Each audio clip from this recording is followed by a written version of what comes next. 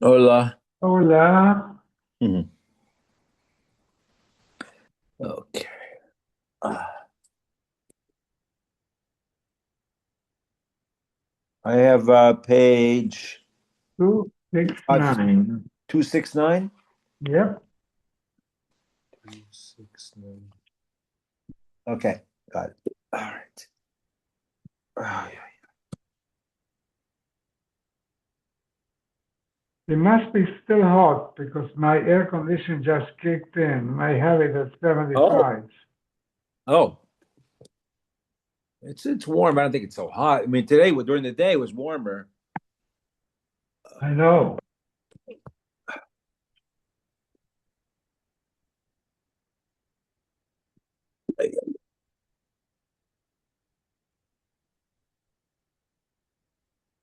Okay, who's there? Who is here?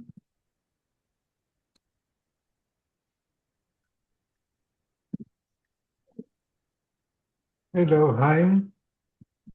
Hello.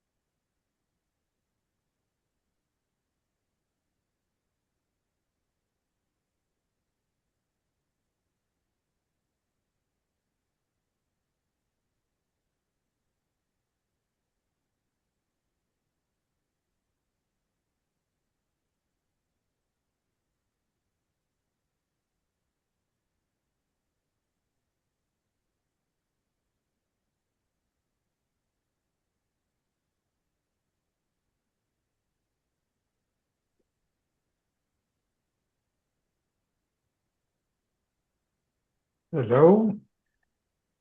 What page are you on? Mhm. Hi, Mario. 369. Name. 369.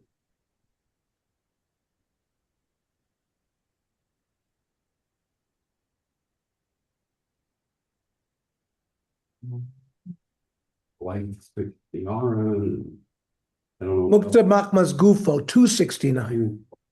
Oh, did I say three? I Yeah, didn't mean. 269. I meant 216.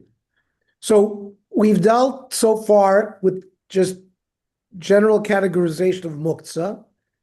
We've talked about Kli Shemlachto Le'isser, how it can be moved, a Kli that's designated like a hammer or power saw, right? We talked last week about a Kli Shemlachto Leheter.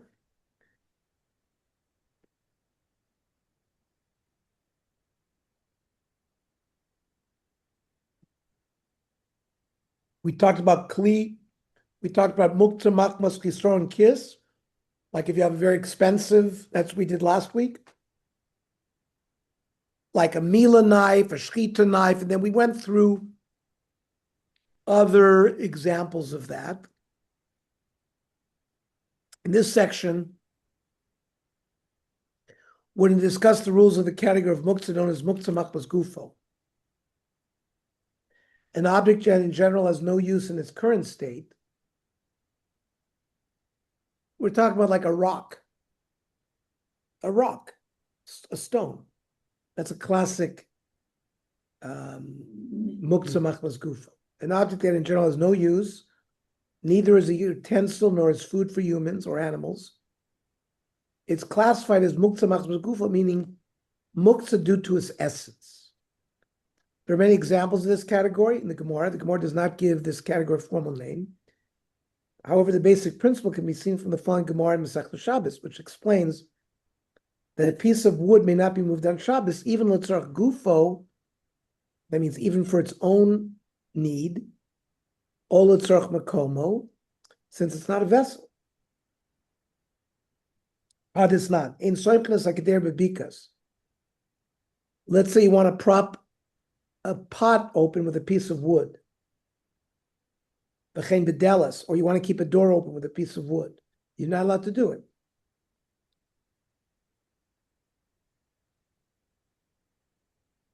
Now, the Gemara doesn't understand. Shabbos gufei tishtari should be permitted to do it on Shabbos.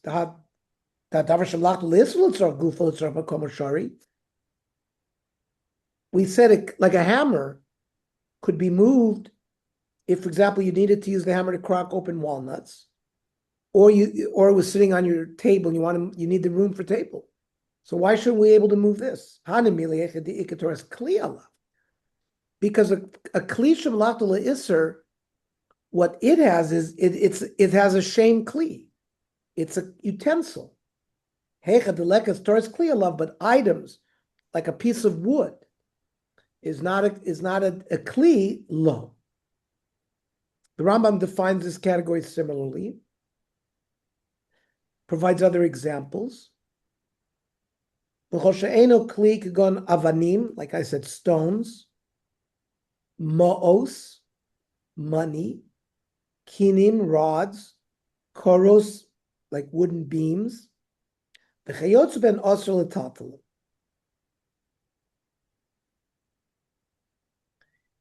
Any object that is not a utensil means any object that in general has no use. Food, despite not being a utensil, is not mukzeh, as we explained above.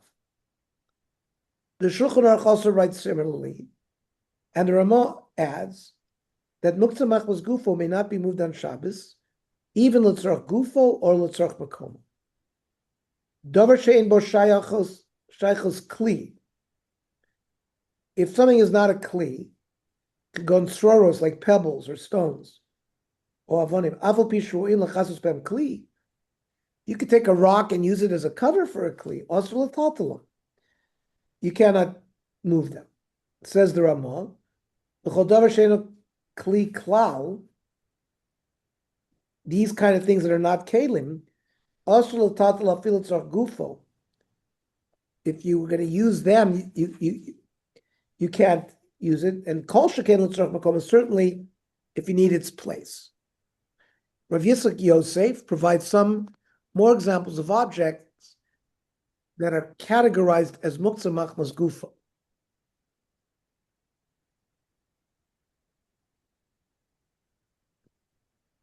$270, Walter. Mukzeh Machamas Gufo kol davar. Somebody here? 1 second. No. Could be.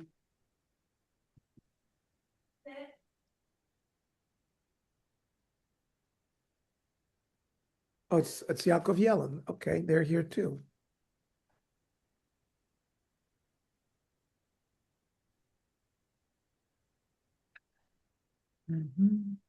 Yaakov, do you have volume 20? You do. Hi, Hanya. This time I got the right one. Good. Easy. We're on page. You're okay.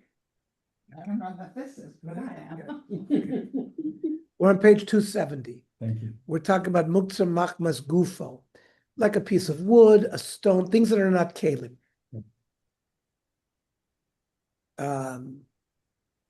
You can't move them l'tzorch gufo or l'tzorch makomo.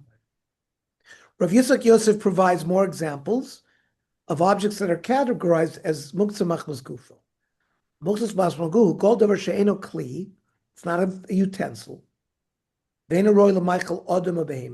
not food. Now, food is not a kli, but food is not part of this. They were not designated for some use Erev Shabbos. Kugon avanim. For example, you might have Erev Shabbos set aside stones to be used like to cover a pot or something.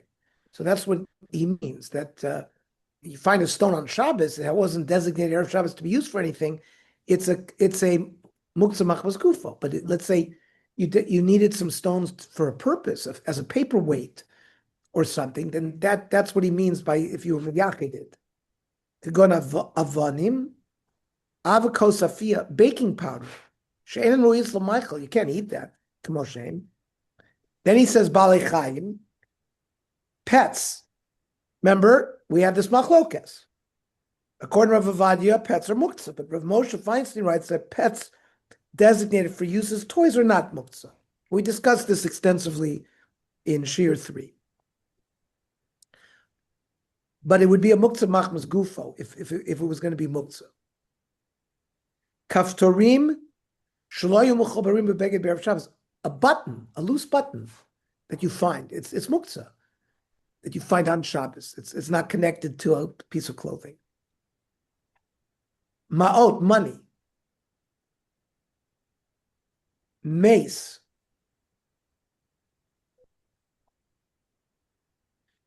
A dead body that doesn't have any clothes on it.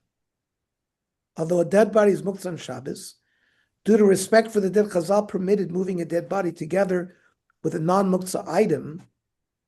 Shulchan quotes a view that even clothing already on the dead body is sufficient for this purpose. So,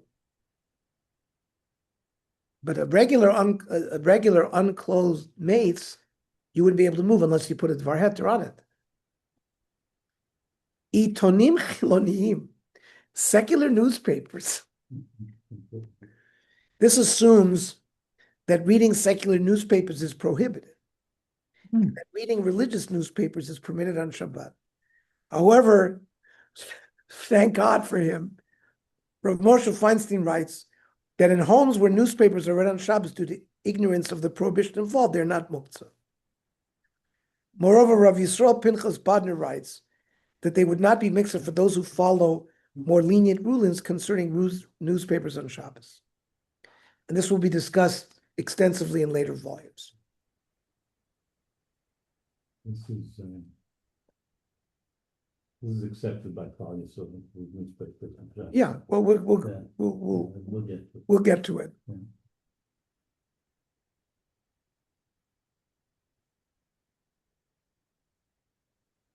Afar, dirt, eitzim, wood, seva, paint, korot, beams, kinim, building material would certainly be considered muktzah. Uncooked food that cannot be eaten in its current state and therefore has no use is also considered Mukzeh Machamas Gufo. The Gemara Masechta Shabbos quotes a baraisa that states that unsalted raw fish is therefore muktzah. They didn't live in the era of sushi. Tuna. Whereas salted fish or even unsalted raw meat is not muktzah, as there are those who eat it as it is. Ton Rabbanan, dag maliach, salted fish, mutar l'tatalo. Dag tofel, raw fish, asr l'tatalo. Basar, bein tofel, vein maliach, mutar l'tatalo, because there were people who ate it.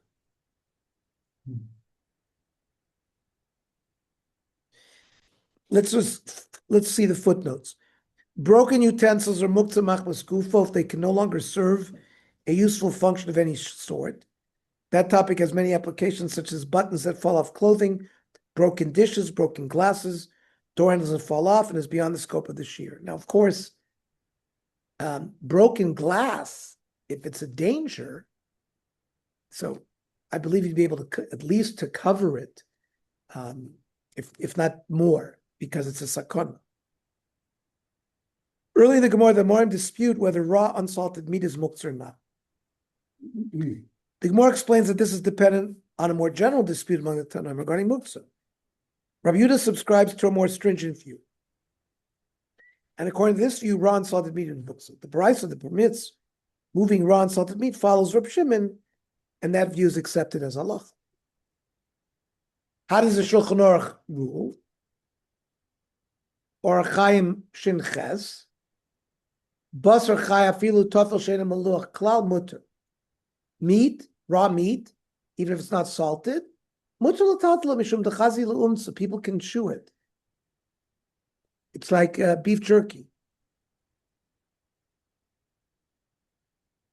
I'm not sure, is beef jerky cooked or is it just dried? It's not cooked? There you go. Wait a minute, my mistake. In very low temperature, it dries for a long time. It is, you can. Okay. But What about umsa, people eat is that's what, meat? yes? What about people eating raw meat? They could touch it on Shabbos? You can eat raw. The Shulchan Aruch just poskin that you're allowed to move raw meat on Shabbos. It's not a prohibition. Oh, okay. Even if it's not salted. The chenim hu tafuach, if it's rotten, mutar l'tatlo mishum deroy leklav. You still can move it because you can throw it to the dogs. The dogs will eat it. Dag maluach mutar l'tatlo. Salted fish is not muktzeh. Shena maluach asur mitnei shena roy.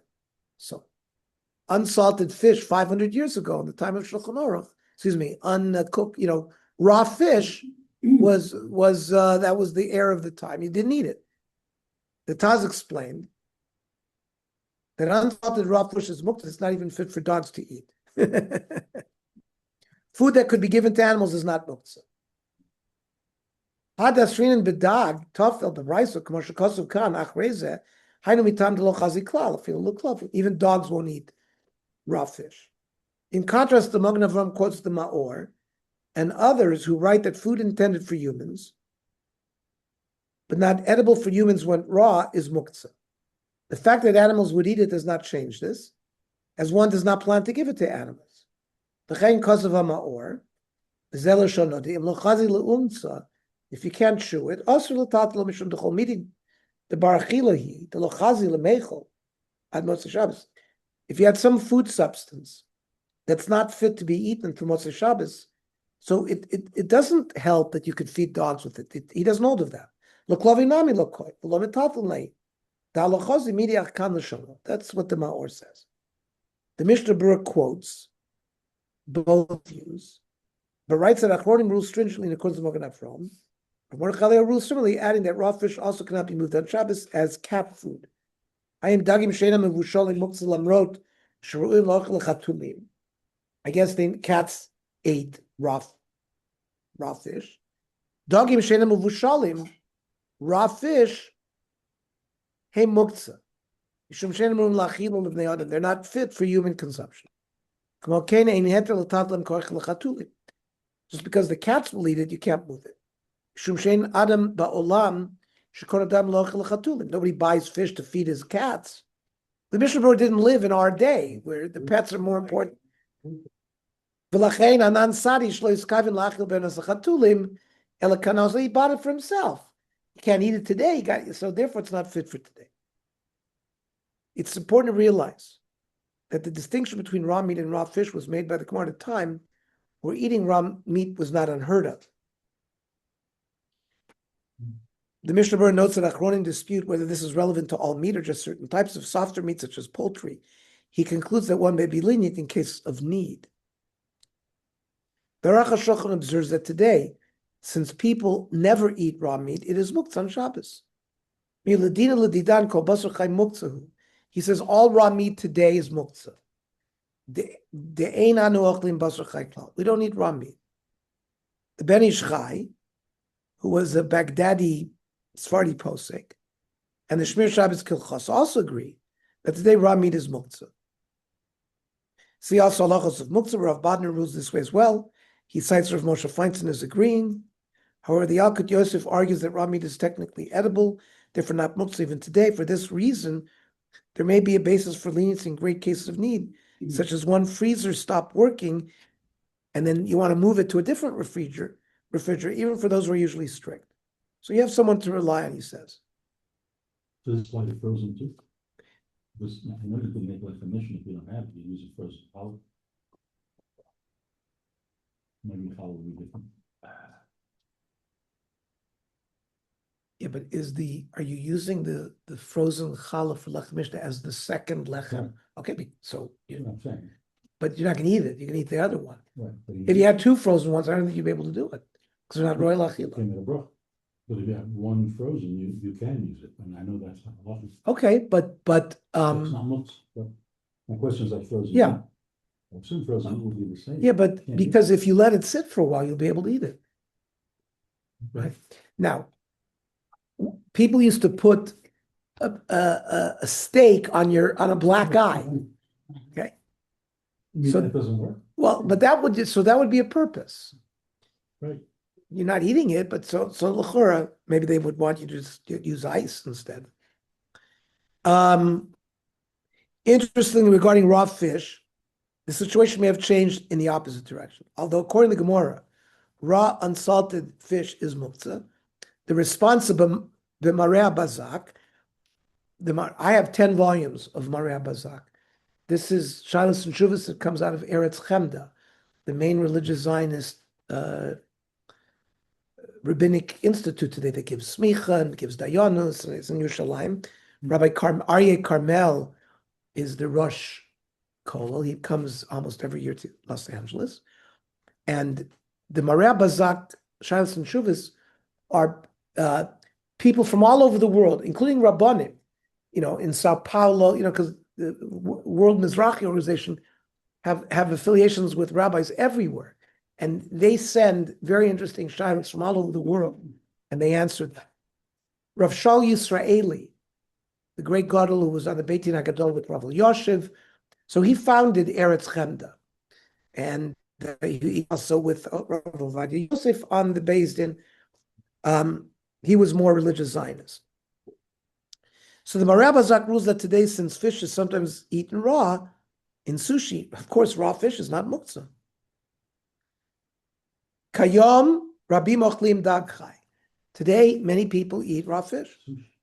Kigon b'misadot sushi. L'chein dag shebizman ben hashmoshes hayaroi la'achlo b'tzura kazu. If by Erev Shabbos it was fit to be eaten, I feel like they had chak, even though you would only eat it as a last resort, ain't a muktzeh b'Shabbos. Rabbi Yisrael Pinchas Badner mentions a number of other common foods that are inedible, and therefore muktzeh on Shabbos. Any food item which cannot be eaten in its present form on Shabbos is not food and is muktzeh. Therefore, uncooked rice, uncooked dry beans or dried peas, flour, yeast, dough, uncooked spaghetti are all muktzeh. Similarly, processed foods, which require cooking to render edible, thus mashed potato mixes, cake mixes, some dessert mixes, popping corn are muktzeh. Therefore, you wouldn't be able to remove their packages. So you have to be careful, put these things in the back, because let's say, right, if you have one of these things in front of your cupboard, you want to get something behind it, you'd be dealing with a muktzeh item by moving it. Vegetables which require cooking in order to become edible are muktzeh. Thus, raw potatoes, sweet potatoes, turnips, and the like are muktzeh.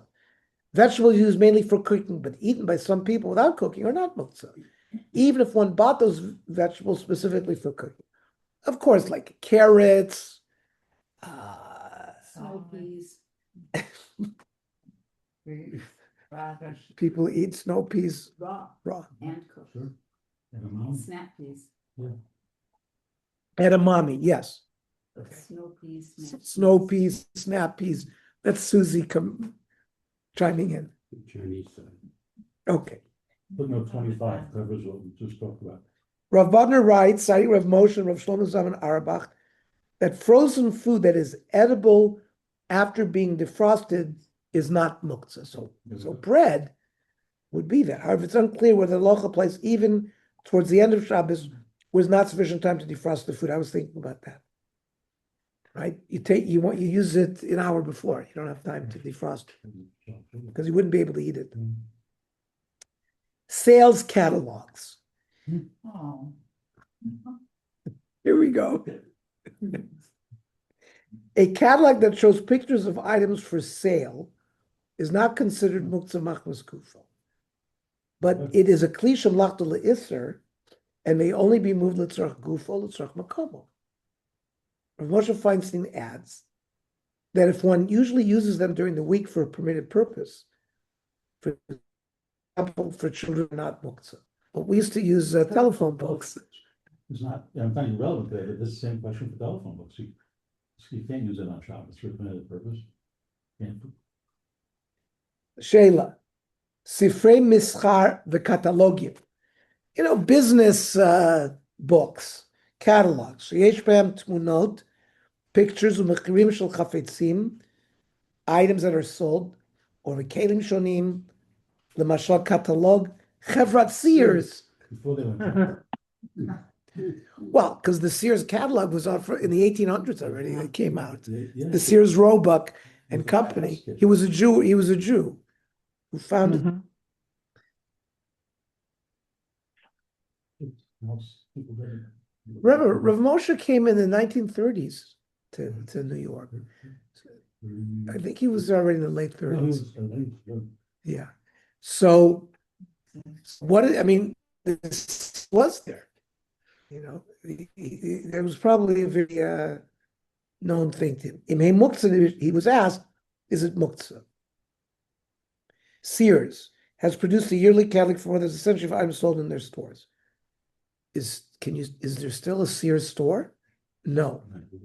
There's an online Sears? No. So the Sears catalog is gone? Well, it was done long before. they broke There's up. many other stores that have Yeah, catalogs, like they have a Costco catalog. Then Costco, Then, Schlemmer. always had a business series. Who? Amateur Schlum. They're gone. Oh, They have a catalog. they had great stuff. Yeah. They still have a catalog. Well, there's what's it? Neiman Marcus has a famous catalog, They're gone. right? Which has expensive items. Yeah. They filed bankruptcy. When Moshe came in January 37. Okay. Rav Moshe came to America in 1937. So he was certainly familiar with the Sears catalog. Tshuva. Sforim elu havale muktzeh, kiven demiyochodim lemisra. These are business books, so it would be muktzeh. However, mishtamshim b'chol yeshivas ketanim aleim lavi muktzeh. But like the old telephone books, if your child would sit on it to be able to reach the table, before people bought these expensive child seats, Adults used to use them either, like Malka, so they were in the car, so my daughter-in-law. to help them drive. 11, yeah. To help them drive. They were not Jewish, just so you know. Say again? They were not Jewish. Machlokas. The founders were not Jewish. The company was later famously built into a retail giant and co-owned by Julius Rosenwald, I see. a prominent Jewish American businessman and philanthropist. Yes. Well, but since he made it survive, he gets credit. The Dirshu edition of the Mishnah Berurah quotes from Shlomo Zalman Auerbach as ruling that in contrast to catalogs, advertisement leaflets and flyers, which are commonly discarded, are Mukzeh Machamas Gufo. Das Agon Shlomo Zalman, shekatalog neshav kekli shemlach le'isser. So it's a book. So that's still a kli. You could move it if you needed either it or its place, right? Ulam legabi alonim v'dapi pirsumot. Throwaway flyers. Because of agon, shemuktzeh gomer ve'en lishtamish b'hem afilu shimush hamuter. Because they're meant to sell things. Shema'achar shaderech lezorkam einam nachshavim kekli, and you throw them away, so that you can't consider them a kli to move. But that's not any different than a newspaper. You throw away a newspaper too. So I would think. I know, but why a newspaper would be a kli, like a book, because you're using it. You're reading it. If you're allowed to read a second, like they have no problem with religious newspapers because you're allowed to read that. It's a kli, like a book. So a newspaper is okay. Because But a flyer, I'm assuming it's it's to publish some kind of sale or something. you read that too. I mean, you get, in the newspaper, like if you get the Jewish press, that comes with a bunch of flyers. Yeah, but you're not gonna. But people buy their newspaper. You're not gonna get it and throw it away. You might eventually throw it away. So free newspaper, like these. That might be it. That's maybe like a throwaway, like that. What he might be talking about. I don't know what the geder is here. Is it because it's discarded, or is it because it's a business thing? What? Then he said, "Shema'achar shedarech lezorka." That's the point. Since that, if you throw them away, You mean so? I mean, things are left on our door. We don't even look at that. Maybe that's what he's talking about. Those real mamish things that they hang on your door that you basically don't even want to look at. But like the Costco thing that Susie mentioned, that's. No, that's a catalog. So that's a catalog. 5 pages. Okay. Or Trader Joe's. So the answer is yes or no? For what? A throwaway on your door, you don't even look at that. So that which you would discard immediately is muktzah. So you can't even remove it from your door, technically. No, those door hangers. Now, designated Mukzeh Machamas Gufo for Shabbos use. We talked about if, for example, Erev Shabbos, you want to use a stone for a paperweight, is that permitted? So, although objects that in general have no use in their current state are classified as Mukzeh Machamas Gufo by default, before Shabbat, it's possible to designate such objects for Shabbat use, and therefore you change their status. In the Gemara Masechta Shabbos, the Tanaim and Amorim dispute whether one must make a physical change to the object in order for such a designation to take effect, and whether using the object for its designated use before Shabbos is sufficient. I mean, you just use it even without changing it. Tana Rabba bar Rav Chana Kamei de Rav. Rabba Rav Chana learned the following in front of Rav. Charyo shel dekel. These are like palm branches. Shegadron li'etzim. And you've now set them up. You're going to use them for wood to burn in your fireplace. But then you change your mind, and instead you're going to sit on it. Tzarech lekasher. You have to tie them together. That means in order to use them to sit on, you have to sort of bulk them up. So it's not enough. You have to actually physically tie them together before Shabbos. No, ain't tzarech lekasher. You don't have to go to that extent. When it comes time you want to sit on it, you just gather them up and you sit on it. We paskin leniently, like Rosh Hashanah. Itmar. Rav Amar kosher. It also became a machlokes amoraim in a later generation. Rav said you have to tie it before Shabbos in order for you to be able to use it, to move it. Shmuel Amar choishev. Just thinking about it, you've designated it with your mind that it's not just going to be a palm tree, a palm branch that fell off the tree. You're actually going to use it. Rav Asi Amar Yoishev. That chashiva, thinking about it is not enough. Erev Shabbos, you have to sit down on it. Once you used it, then it's okay. That means you don't even have to tie it. You don't have to do a physical change in the object. And you don't have to think about it. Your action is enough. I mean, when you sit on it, you're also being choishev. It's not just an action without machshava. So it's really both. But they learn it up as it's like a third shita. Well, I guess you don't have intent to sit on it on Shabbos. That's the good. Say again? No, you're doing this before. You're doing this before So you Shabbos. intend to sit on it at Erev Shabbos, but you don't have the intent to sit on it on Shabbos. So the yeshiva before Shabbos is enough.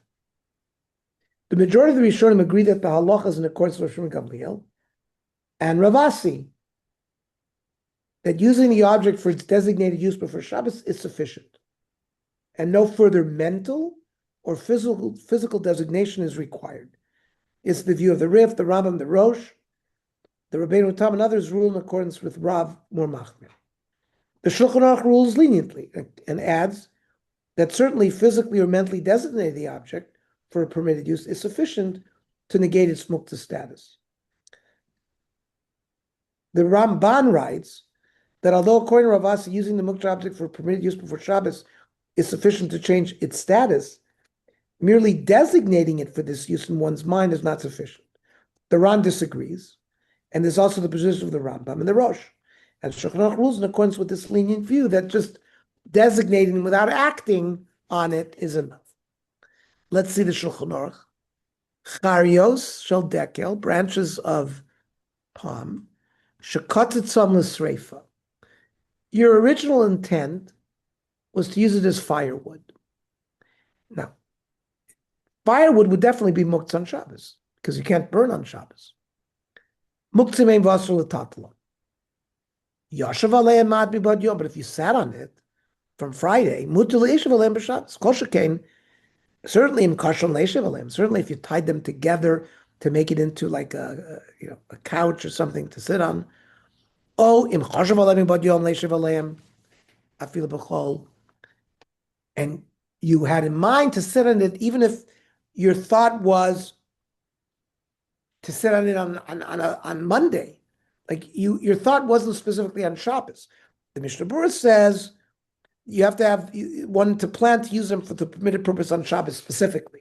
So that's l'chora machlokas there. Elsewhere in the Gemara, the Amoraim dispute whether using a stone to cover a barrel before Shabbat is sufficient to negate his Mukzeh status. The Mishnah says that one may tilt a barrel so that a stone left on top of it will fall. Because you can't, the barrel has wine in it. You're allowed to drink wine on Shabbos. So the barrel of wine is not Mukzeh. Now you have a stone that's sitting on top of the barrel. Someone happened to put it there. We've learned now a stone is Mukzeh Machamas Gufo. So you can't be metaltal the stone, but you can move the barrel and you can tilt it. The stone falls off. Now you can do whatever you want with the barrel. That's what the Gemara says. It's actually machlokas. The Mishnah states that one may tilt the barrel so that a stone left on top of it will fall. But this only applies if one inadvertently forgot to remove it before Shabbos. If you, let's say, for some reason, place the stone there to leave it there on Shabbos, since the stone is muktzah, the barrel also becomes muktzah. It becomes a basus l'dovra aser. It's a base used to hold the muktzah. So the stone is a dovra aser. The barrel becomes a basis l'dovra aser, and therefore you wouldn't be able to remove the barrel. Move the barrel. According to another view, intentionally leaving the stone on the barrel turns it into a cover for the barrel, which is not muktzah. So it's non hosam. Let's see the Gemara. The Evan shal piachavis. You come on Shabbos and you find a stone on top of the barrel. Mata al tzida. You tilt the barrel on nefelas. That's only if you have mistakenly forgot the stone was there all along. Let's say you had placed the stone from Erev Shabbos onto the barrel. So it becomes muktzah. The barrel becomes muktzah because it's supporting the stone, which is a dover aser. Rav Yosef Omer Rabasi, Rav Yechel lo yishanu ela b'shoicheach. Aval meiniach nasa kisur l'chavis. It's the opposite. That if you place the stone Erev Shabbos, it becomes like a cover, and the cover certainly could be moved. But what's the nakud of the machlokes? Mar sover be'inan ma'isa. You need an action in order to convert the stone into something that's not muktzah. Umar sover lo be'inan ma'isa. We don't need a special ma'isa.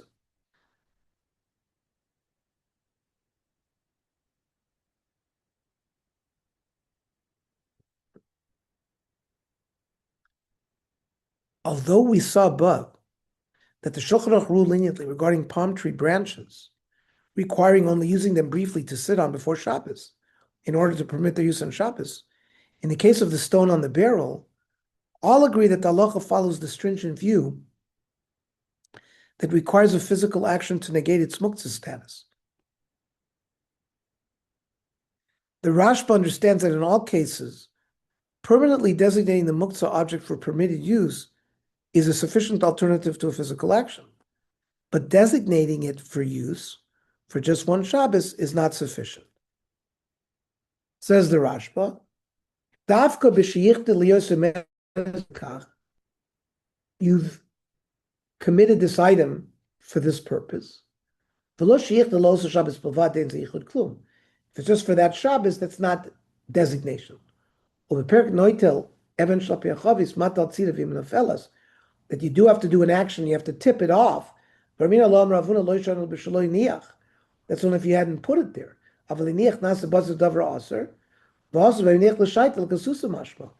And there, when you put the stone on the barrel, it was only temporarily covered, so it remains muktzah.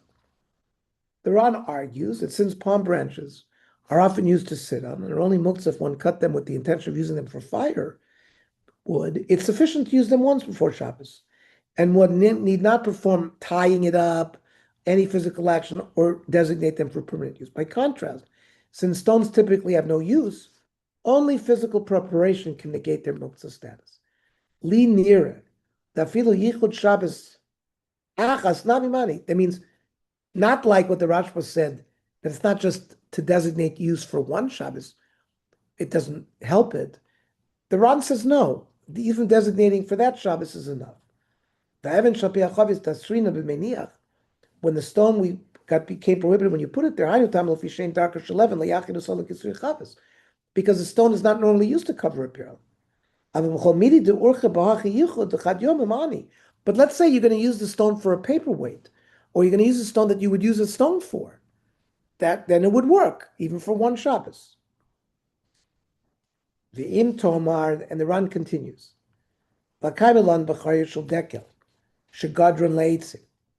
You initially wanted to use it for firewood.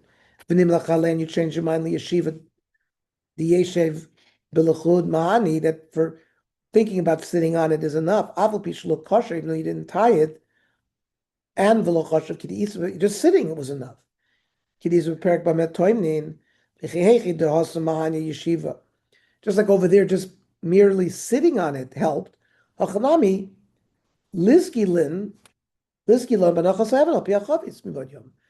It should be enough to just put the stone on the top of the barrel, and it's got a use. Shiny. Maybe it's different. People do use it to sit on. Therefore, the sitting on it helped. That's an unusual thing to use for a barrel. So that's perhaps why it doesn't work. The Mordechai, another Rishon, quotes Rabbeinu Baruch, who requires a physical action in order to designate a stone for Shabbos use. Matzati b'shem Rabbeinu Baruch, harotz l'ishtamish be'even, or bebikas, a piece of wood, b'Shabbos, for example, lizkor ben adelis, to keep a door closed, or lahakos be'em barza, you want to hit a faucet.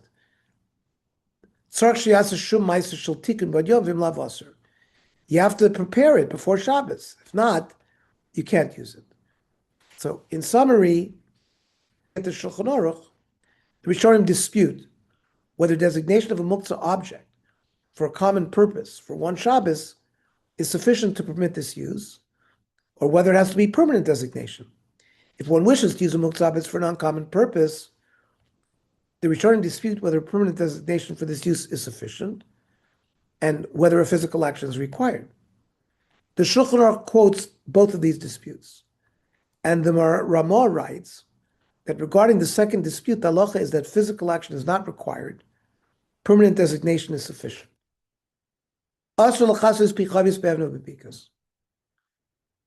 You can't cover a barrel with a stone or piece of wood, all these garben as a delis, to close a door, olakos ben barzo, to hit a spigot. Ramah. You would stick a spigot into a barrel of wine to get wine out of it. Even though you thought to designate them for that purpose from already Friday, usher. Unless you designated that item permanently for that use. So that's going to be very rarely going to happen. But you just want to use it for that Shabbos, that doesn't help. To remove its muktzeh status. But we're talking about using an item that you normally wouldn't use for that purpose. Like we said, people don't usually use a stone on a barrel. You want to use a rock to break open walnuts. If you designated it before Shabbos to be used for that purpose, it would work, even if it's just one Shabbos. You have to use it you have to designate it for permanent use. You have to do some kind of action. But in Simon 259, he says that designation alone is enough. Regarding this first dispute, the Mishnah writes that if necessary, one may rely on the lenient view that permits moving objects that were designated for a common permitted use before Shabbos. Things that are used commonly, just designating it for that Shabbos is enough. The Shmir Shabbos Kilchasa Yalkut Yosef wrote similar. Rav Yisrael Pinchas Badner summarizes these practical guidelines and offers a few examples. Things which are Mukzeh Machamas Gufo can be converted into usable utensils by being properly designated for use before Shabbos. The proper methods for designating sticks and stones are doing something to physically alter the item, or designating it for permanent use. For instance, if one wishes to use a stone as a paperweight or to hold open a door, he can convert the stone into a utensil by altering it, by sanding it, for example. He can also convert it into a utensil by deciding that from now on the stone will permanently be used as a paperweight. He need not verbalize this decision. It is sufficient if this designation takes place in his mind before Shabbos. The same would apply to the designating a stone as a door stopper. See Piskei Teshuvos, who notes that if one designates an item without any physical change, one should place it in a specific location to demonstrate its new status as evident from Shulchan Aruch. So, for example, if you're going to use a stone that you have outside to prop open a door that automatically closes, so you'd put the stone like in a place, let's say behind the door, where you know that if you're going to open the door and you want to use it, it's there. That's what he means to designate a place.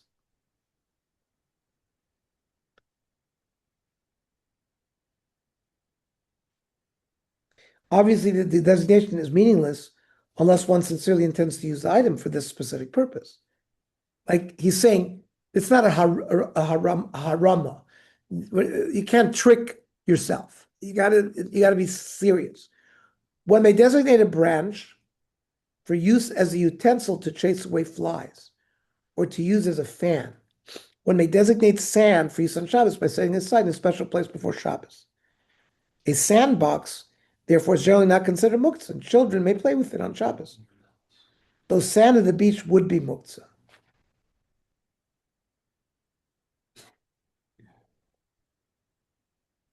You can't designate all of the sand at the beach to be in your play, to be, right? But you could just say maybe the little area in front of your little hotel room. How are you going to designate that little? It's a huge area. And first of all, it doesn't belong to you. Area. First of all, it doesn't belong. First of all, it's public. Right. So you can't designate it for your own personal use. So a sandbox A sandbox at the park? may play with it on Shabbos because it's been designated for play. Whether it's at the park or whether it's in your backyard. It's been designated to play with. Okay? The sand on the beach, I can't say that that's the same thing. Right? It's public. It's a huge area. That's problematic. Well, what else? You can go to the beach. You can go to the beach. He says you just can't move the sand. You can't walk on the sand. Unless the day before you can, Oh. I'm gonna like sand. Walking on the sand, I don't think is an issue. Moving the sand. You're not. You don't have kavana for moving it, right? But that's a separation. But if separation is a nichel, yes, you don't care. You don't want it. You don't care about it for sure. But what else is sand at a beach for? No one goes big sand, little sandbox. This fills, You're saying sand at the beach is also designated to play the with. beach where people go. What is it They for? do. That's what it's for. You take your kids to the beach and they play in the sand. Okay, maybe. Maybe. Okay, who knows? maybe. But I guess it's not like a Shabbos stick thing or something. No. But a The sandbox. sand at the beach, I think the question is sand at the beach that people go to, where nobody goes, there's just water and sand, and you happen to be there, although it's not something that people regularly go. I think for sure that's not us. That is us. Designation. I would say so, because there's no designation for people to walk on it or to use it. In a beach, like if you right near the ocean in front of a hotel, Mhm. that's what it is for. That's what people. Remember, do. we see dirt is muktzah. It's a Mukzeh Machamas Gufo. It's like a stone. Right, So that's the concept. Okay. but at a hotel, if you go to a hotel, the whole point is to like, Yeah. No. So I'm talking about and the hotel has chairs in front to sit down on. That's been designated, and you can go there. That would not be a problem. I wouldn't think, based on what we're learning. Right. Although plants are generally muktzah, Rabbi Eliezer Malamed notes that flowers placed on the table for decorative purposes are not muktzah and may be moved.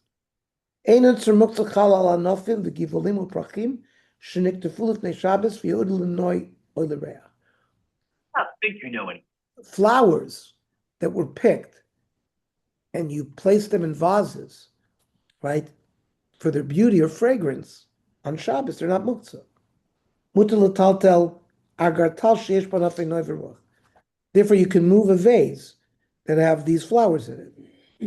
If one generally does not move plants around the house to prevent them from being damaged, those plants may be Mukzeh Machamas Chisor and kiss, right? Because like an orchid is expensive, and you normally leave them there. Additionally, it should be noted that some consider a pot in which a houseplant is grown to be a Kli Shalach L'Isser, since it's designated to grow. Okay.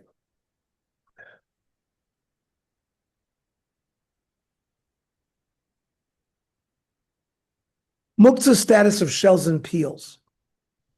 Food waste. You've peeled an orange, or you've peeled a banana, right? Skin, shells, peels, bones. They're Mukzeh Machamas Gufo, unless it could reasonably be given to an animal. The Tanam and Amorim discuss some examples of this in the Gemara, Masechta Shabbos, which concludes that even if one does not own an animal that could eat the waste, it's not muktzah if it is fit for a commonly found animal. Torah Rabbanan, Betatel es a chatzav, squill. I have no idea what that is. I think a chatzav is like some kind of like a cactus, some kind of thing that grows just from the Gemara. look, Chatzav? a squill. Mibnei shu Michael etzvim, deers eat it. Vesachardal mustard, mibnei shu Michael leyonim, doves eat it. Rosh Hashanah oimer af metatlin shivrei zchuchis, you can move glass. Mibnei shu Michael lena'amiyot, ostriches eat glass. Omerlei Rav Nosson, elameyat chaviles moras yotaltalu, bundles of grapevines. Can you move them? Mibnei shu Michael lepilon, like for an elephant? Rav Shimon Gamliel namiyot shchichi, pilin lo shchichi. Yeah. Ostriches are around, elephants are not. Okay. Amra Meimar. Rosh Gamliel lived in Israel. So I guess ostriches must be common there at the time. Huh? Bat Hayana. Amra Meimar. Luhuda Isle Namios. But it's not enough that you have to own a Namia. They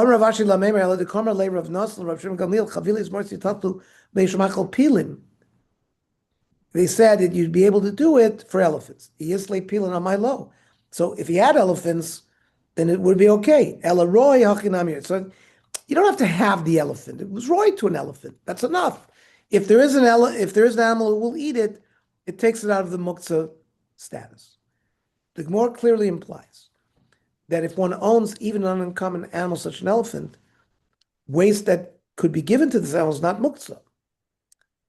Otherwise, only waste that is fit for a common animal may be moved on Shabbos.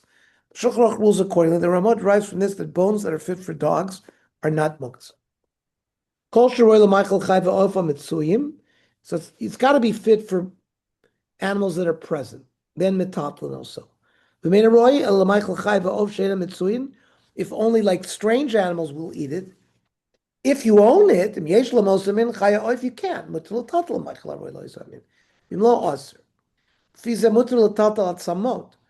You can move bones.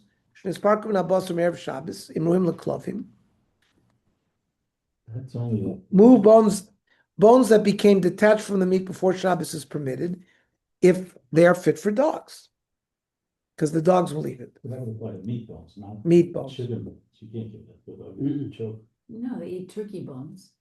They eat turkey. Yeah. Chicken bones. Yeah, you can't we give. know that because our Machutonim would feed these raw turkey. They had these huge dogs. It was unbelievable. They'd eat the whole thing.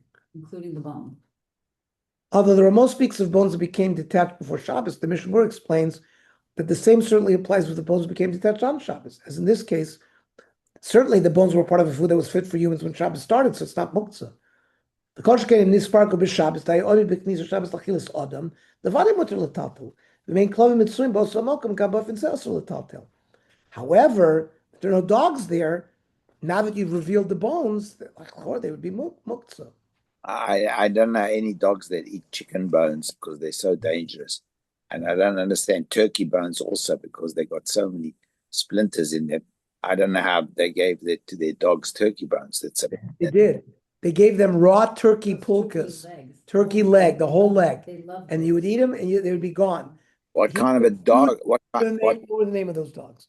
Saint Bernard? No, they're bigger than a Saint Bernard. Great Danes? No, they almost looked like they were a human. Jackals? Was it a jackal? No, What's the name of it? no, they're like a certain kind of like. It almost looked like they were human beings. It's not like a Great Dane. The Great Dane is the biggest dog. No, I'll let you no. know. Here, Susie's gonna look up what it was. That's the biggest. A Ramarain? No, No. not a Weimaraner, of course. I don't know what kind of dogs your Machatonim go. Oh yeah. English Mastiff. Huh? No, No, no. not a dog. No, it's got a name. You're gonna know it. It has a known name. By the way, there were two of them. No, there was three. No, there were two of them. Susie, you used to go there, Susie? What do you mean? When our children lived there. This was in Teaneck. Let me. You make that big for us. Yes, in Teaneck you need big dogs. Were they hyenas? So this is the heaviest animal is English. No, it wasn't. Hyenas eat No, bones. It's a no. beautiful dog. Great Dane Irish No. Wolfhound. No. I never Jacob Paul will be right Okay, back. stop it. Go to your. Just call him. Stop it. called. Shmir Shabbos Gufo. Let's finish with this. Yes. Shmir Shabbos Kilchasa. Klipos, peels, galinim, fruit pits, the atzamot, bones, she'ena maichaladim, that humans won't eat, vaflu beima in room, o afilu ru'im l'maichal behema, el she'en behema mitzuya bos hamokum, an animal would eat it, but they're not here. Harei muktzeh v'asur taltim, you can't move them. V'amnam mutar lakachas klipos, galinim, v'atzamot, Thank God for that. you can remove them and put them on the plate. Bernese mountain dog. Bernese mountain dog. That's what they were. From the Swiss.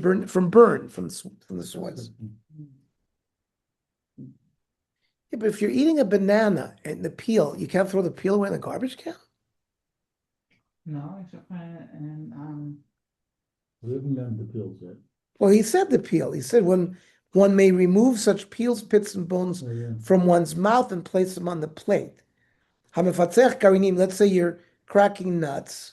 Don't hold the shells. In order to throw them away later.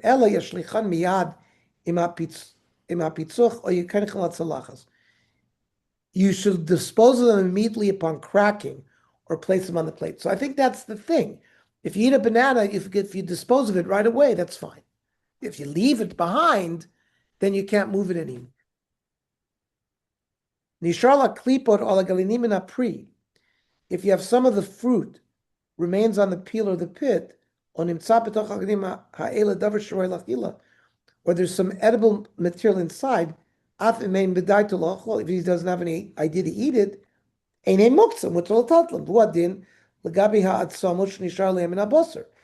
thing, if there's some meat left on a bone, you can move it.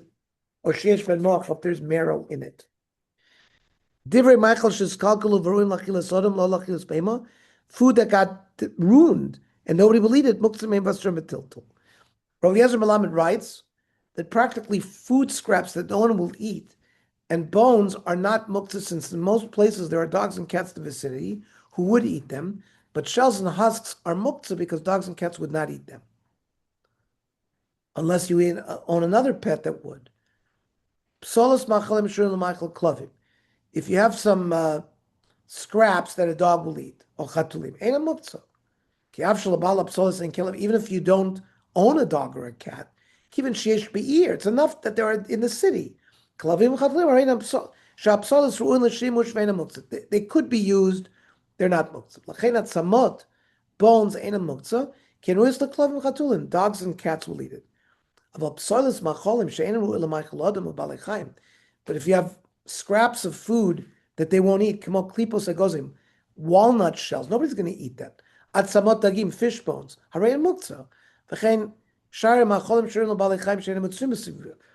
let's say there are wild animals that will eat it, but they're not in your neighborhood, muktzeh. Then galinei apricot bits, that children will play with this. By the way, in Hancock But Park, they're not muktzeh.